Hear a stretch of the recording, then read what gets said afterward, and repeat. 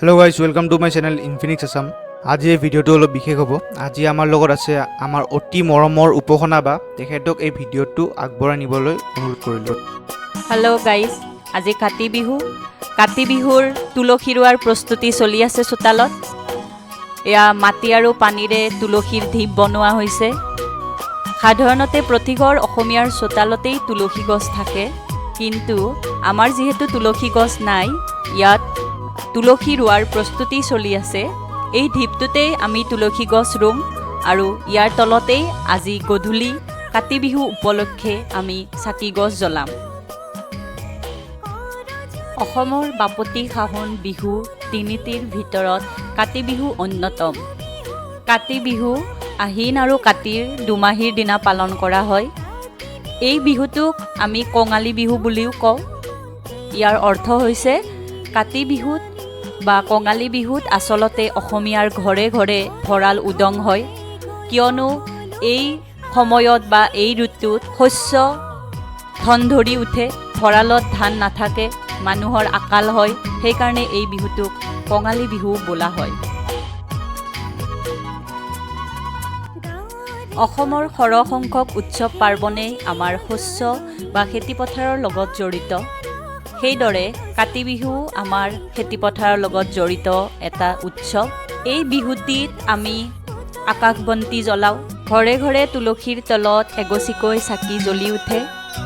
ভঁৰাল ঘৰ, খেতিপথাৰ, বাটচৰা, ঘাইঘৰ সকলোতে মানুহে এগছি চাকি জ্বলাই ভগৱানক প্ৰাৰ্থনা কৰে, যাতে অপায় অমংগল দূৰ হয়, ঘৰখনলৈ শান্তি ঘূৰি আহে। সেই উদ্দেশ্যতেই প্ৰতিঘৰ মানুহেই কাতি বিহুত চাকি জ্বলায়। আৰু খেতিপথাৰত চাকি জ্বলোৱাৰ উদ্দেশ্য পূৰ্বপুৰুষৰ পৰাই চলি অহা মতে চাকিৰ পোহৰত যিবোৰ অলাগতিয়াল পোক পতংগই খেতি নষ্ট কৰে, সেই পোক পতংগ আহি চাকিত যা যায় বুলি লোকবিশ্বাস আছে। সেই বিশ্বাসতেই অসমীয়া মানুহে শস্য পথাৰৰ মাজত প্ৰতিবাৰেই কাতি বিহুত চাকি এগছি জ্বলাই ভগৱানক প্ৰাৰ্থনা কৰে, যাতে এই শস্যডৰাত বা ধাননিডৰাত সোণগুটি উপচি পৰে, ভঁৰাল ঘৰ উপচি পৰাকৈ ধান শস্য হয়। সেই উদ্দেশ্যতেই অসমীয়া সমাজে চাকি জ্বলাই ভগৱানক প্ৰাৰ্থনা কৰে। মানুহৰ মন সুখ শান্তিৰে ভৰি পৰে, কঙালীৰ মাজতো যেন ৰঙৰ উচান উঠে। এয়া কাতি বিহুৰ প্ৰসাদ প্ৰস্তুত কৰি আছে। মাহ, বুট, মগু, নাৰিকল এইবোৰেৰে প্ৰসাদ প্ৰস্তুত কৰি থকা হৈছে কাতি বিহুৰ কাৰণে।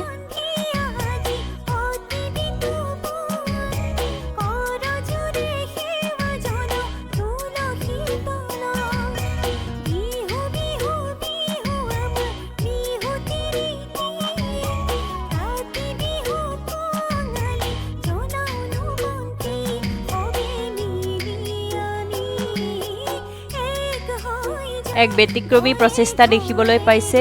ঔৰ খোলত চাকি দিয়া হৈছে। এই সময়ত আমাৰ ঘৰে ঘৰে ঔ যথেষ্ট উৎপাদন হয়, সেইবাবে মাটিৰ চাকিৰ পৰিৱৰ্তে ঔৰ খোলত চাকি দিয়াৰ ব্যৱস্থা কৰা হৈছে।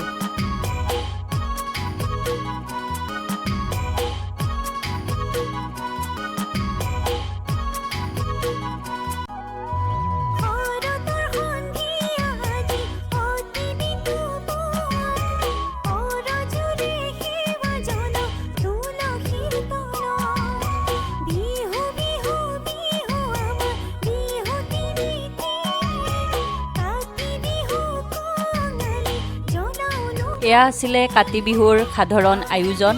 ভিডিঅ'টো চোৱাৰ বাবে অশেষ ধন্যবাদ। আগলৈও আমাক এনেকৈ মৰম চেনেহ দি যাব বুলি আশা ৰাখিলোঁ।